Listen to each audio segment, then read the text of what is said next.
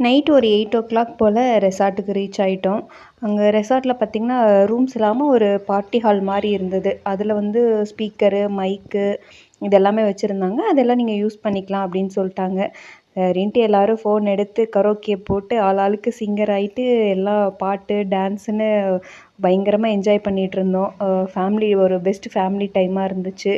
குழந்தைங்களும் ரொம்ப என்ஜாய் பண்ணாங்க.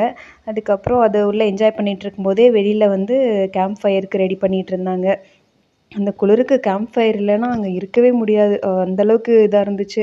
நாங்களாம் ரொம்ப நேரம் அதில் ஒரு 7:30 காட்டவே நாங்கள் வந்துடுவோன்னு சொல்லியிருந்தோம். அதனால் முன்னாடியே ரெடி பண்ணியிருந்தாங்க. அப்புறம் நாங்கள் வந்தோடனே ஒரு 8:30 வாக்கில் பற்ற வச்சு கொடுத்துட்டாங்க. அப்போ இருந்து ஒரு நைட்டு ஒரு 12, 1 வரைக்கும் எவ்வளோ தீர தீர கொடுத்துட்டே இருந்தாங்க விறகுலாம். அதனால் வச்சுட்டு அங்கேயே செட்டில் ஆகிட்டோம்.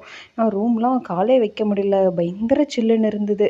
என்னெல்லாம் போட்டு கவர் பண்ண முடியுமோ எல்லாம் கவர் பண்ணிவிட்டு அப்புறம் ஸ்பீக்கர் எடுத்துகிட்டு வந்து வச்சு பாட்டு போட்டு ஒரே டான்ஸ் தான். ஒரு மாதிரி நல்லா இருந்தது. எல்லாம் கையிலே பிடிக்க முடியல. காலே நிற்கலை அவனுக்கு. ஒரே ஆடிக்கிட்டே இருந்தான். இந்த குளிர்லாம் அவனை எதுவுமே கண்டுக்கல. அந்தளவுக்கு என்ஜாய் பண்ணான். பார்க்கவே ரொம்ப ஹாப்பியாக இருந்துச்சு. அப்புறம் நாங்கள் இந்த மாதிரி ஃபஸ்ட் டைம் ஃபேமிலியாக கேம்ப் ஃபயரில் இது பண்ணுறது. அதனால் ஒரு மாதிரி ஃபன்னாக இருந்தது. யாருக்கெல்லாம் இந்த மாதிரி ஃபேமிலி ட்ரிப் போக பிடிக்கும் அப்படின்றத மறக்காமல் கமெண்ட் பண்ணுங்கள்.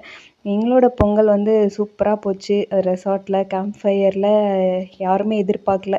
சடனாக பிளான் பண்ண ட்ரிப்பு இவ்வளோ சூப்பராக அமையும்னு நாங்கள் எதிர்பார்க்கல. நாளைக்கு இன்னொரு வீடியோ பார்க்கலாம். பாய்.